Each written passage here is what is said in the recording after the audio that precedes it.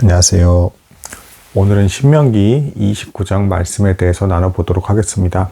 이제 신명기 말씀에서 모세가 이제 하나님께 돌아가기 직전에 남기는 이제 말씀의 후반부로 이제 접어들고 있습니다. 이제 정말 내용이 얼마 남지 않았어요. 29장에서는 다시 이전에 있던 과거를 소환해서 하나님께서 너희를 어떻게 구원하셨는가 라는 말씀을 또 다시 전달을 하고 있고, 심지어는 지금까지 너희가 먹고 마시고 무사할 수 있는 이유, 옷이 해지지 않고 여러 가지 이런 사소한 모든 것까지 다 하나님의 은혜였다 라는 이제 고백을 하면서 너희는 마땅히 하나님의 뜻을 따라서 섬기고 순종해야 된다라는 동기부여를 다시금 하고 있습니다.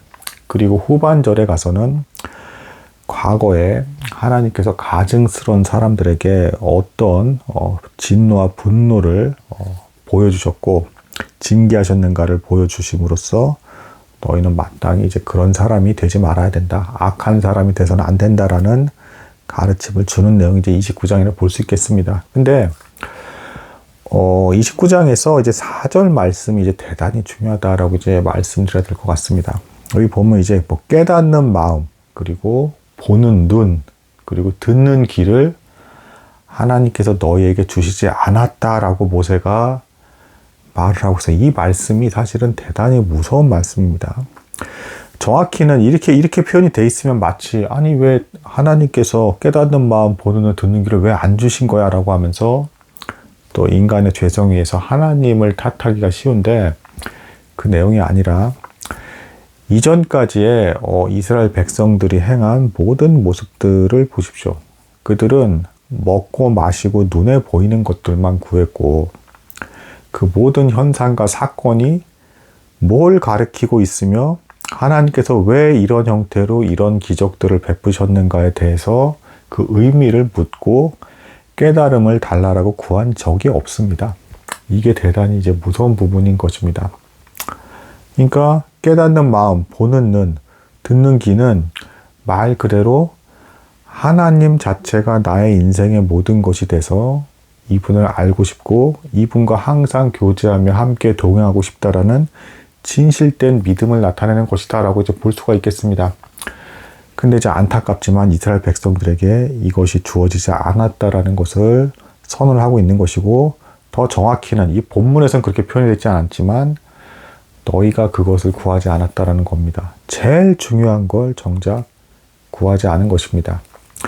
자, 여기서 이제 좀 더 나아가서 깨닫는 마음, 보는 눈, 듣는 귀, 이게 왜 그렇게 사람이 구하지 않게 되는 것이냐.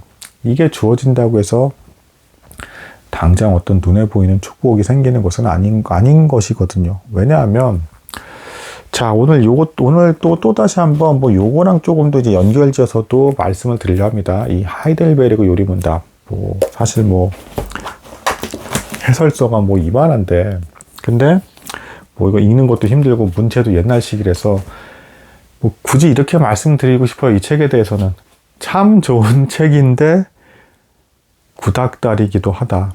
그러니까 이제 너무 잘 쓰기도 했는데 너무 옛날 거라서 좀 쓸데없는 이제 오늘날에는 전혀 고민하지 않는 이제 그 논쟁거리라든가, 그 당시에는 중요한 논쟁거리였지만 이제 이런 것들에 대한 설명이 부수적으로 담겨 있어서 그것도 아셔도 나쁠 것까지는 없는데, 이제 오늘날에 있어서는 사실상 그렇게 중요한 지식의 내용은 아니고, 근데 이제 이 책과 연결을 제가 지으려고 하는 이유가 있어요. 지금 제가 29장은 사실상 이제 4절을 핵심으로 보고 지금 이제 나머지 내용은 다 이제 전에 나왔던 내용들이기 때문에 그 이제 중심으로 이제 말씀을 드린 것인데, 이 내용은 사실 교회 출석 여부를 떠나서 오늘날에 있는 성도들에게 있어서까지도 가장 원초적이고 중요한 내용이다. 하지만 항상 너무 기본이다, 뻔한 거 아니냐면서 망각해버리고 지나가버리는 그런 내용이라 이제 볼 수가 있겠습니다.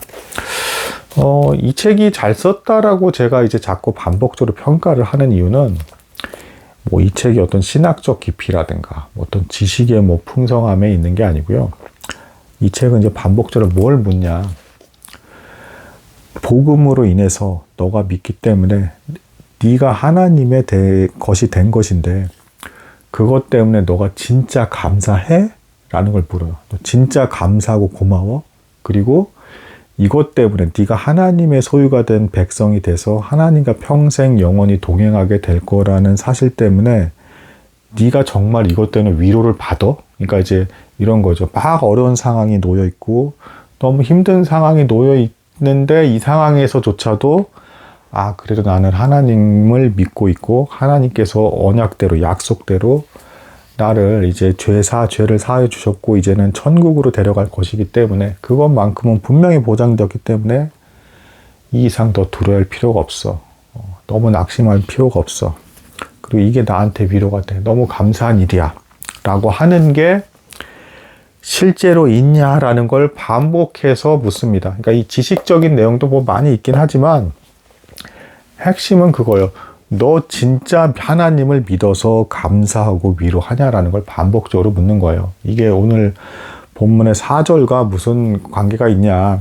뭐 깨닫는 마음, 뭐 보는 눈, 듣는 귀의 본질은 지금 여기서도 이스라엘 백성이 하나님께서 하시는 말씀은 과거를 소환해서 또 하시는 말씀은 이겁니다. 너랑 내가 언약을 맺었다라는 거예요. 그러면 그게 진짜로 깨닫는 마음, 보는 눈, 듣는 귀가 있는 사람은 내가 하나님과 언약을 맺었다는 사실 때문에 감사할 것이고 그로 인해서 당연히 우상숭배는 안 하는 것이고 그리고 하나님만이 참 신인 것을 받아들이며 기뻐하며 살아갈 수 있을 것이다 라는 것입니다. 뭐 깨닫는 눈, 보는 눈, 듣는 귀가 주어졌다고 해서 갑자기 뭐 막 예언을 하게 되고 뭐 미래를 앞에를 다 내다보고 뭐 그리고 심지어는 뭐 이제 어떤 사건들이 발생했을 때 이거는 뭐 하나님이 뭐 이런 의도로 해서 이래서 사건을 내려주신 거야. 뭐 저런 의도 때문에 그게 다 깨달아지고 보여진다라는 게 아닙니다.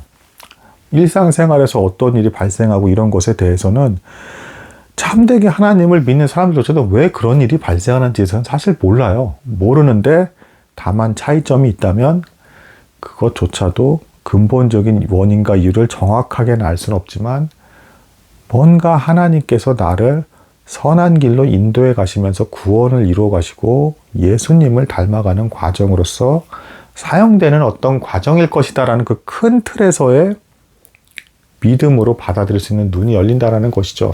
근데 이것이 없는 사람은 무슨 일이 발생하건 불평불만을 너무 쉽게 하게 될 것이고 그리고 원인이나 뭐 이런 것에 대해서도 쉽게 그냥 너무 가볍게 추론하면서 하나님은 뭐 이래서 있을 거야 저래서 있을 거라고 하면서 좌우로 계속 치우치면서 그렇게 망가지는 이제 신앙생활을 하게 될 것이다 라는 것입니다.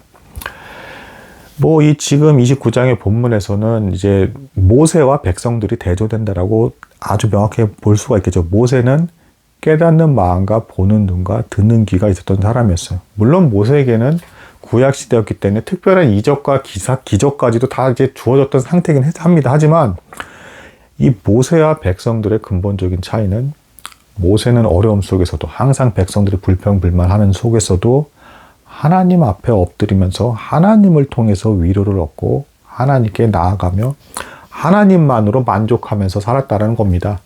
앞에서도 모세가 분명히 그런 말을 해요. 사실상 모세가 이스라엘 백성의 분명한 지도자임에도 불구하고 낙이나 이런 것까지도 하나도 취하지 않았다. 내가 멋대로 한 게 없다라는 겁니다. 하나님의 법대로 다 했다라는 것이죠. 왜 그랬겠습니까? 하나님을 사랑했고 말 그대로 깨닫는 마음, 보는 눈, 듣는 귀, 이 모든 게 어려움이라서 하나님께 하소연을 할지언정 이것조차도 다 은혜의 과정이라고 하는 것을 받아들일 수 있는 그 깨닫는 마음, 보는 눈, 듣는 귀가 있었기 때문에 가능했던 것이었습니다. 반면에 이 백성들은 어땠습니까? 어려움과 여러 가지 이런 것들이 있을 때마다 항상 불평불만과 원망과 왜 이것밖에 이루어지지 않나? 왜 하나님은 이렇게 어렵게 광야를 돌아가게 하시는 건가?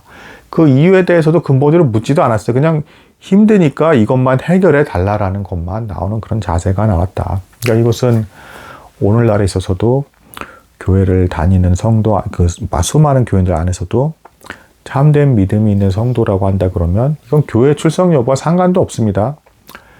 지속적으로 하나님 마치 나침반이 북쪽을 계속 가리키는 것처럼 참된 믿음과 깨달음이 주어진 성도는 하나님을 인식하면서 답을 비록 알지는 못할지라도 하나님께 묻고 기도하며 여기서 무언가 영적인 유익을 얻으려고 하는 것을 계속 추구할 것이다.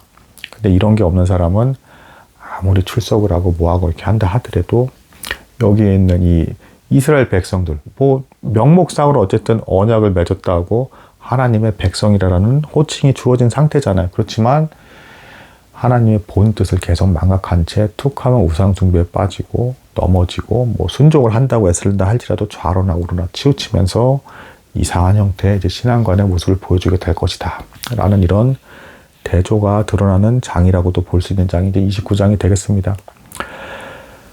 오죽하면 29장의 후반부에서도 또다시 하나님께서는 이렇게 징계와 저주가 임하는 중에도 자신의 평안과 복을 구하는 사람을 운운하시면서 그 사람은 생명책에서 지워져 버릴 것이다 라는 표현까지도 쓰고 계시는데, 보는, 이제 깨닫는 마음, 보는 눈, 듣는 귀가 없는 사람들이 사실상 그런 상태에 빠져서 멸망의 길로 가게 되어 있다는 것입니다. 그러니까 아주 이제 간단한 결론으로서 내가 본능적으로 어려운 상황이건 뭐건 어떤 상황이건 이게 다 감사해야 되는 것이고, 또한 어쨌든 이 세상에 어떤 어려움이 있든 내가 천국에 갈 것이라는 것 때문에 위로가 되는 마음, 실제로 이 정서 이런 것들이 생겨나지 않는 분이라고 하신다라고 한다 그러면 무엇보다도 다 제쳐놓고 깨닫는 마음, 보는 눈, 듣는 귀가 생기기를 간절히 먼저 기도를 하셔야 된다. 그걸 구하는 게 먼저라는 것입니다. 그래야 하나님이 어떠하신 분인지를 알게 되시고 거기에 감동돼서 반해서 하나님에 대한 사랑의 마음으로 하나님을 추구하게 됨으로써 자연스러운 신앙생활을 하게 되는 것입니다. 네. 이것이 없을 때 이스라엘 백성들처럼 반복적으로 넘어지면서 하나님을 망각한 채 살아가게 된다. 이렇게 말씀드릴 수가 있겠습니다. 오늘은 여기까지 하도록 하겠습니다. 감사합니다.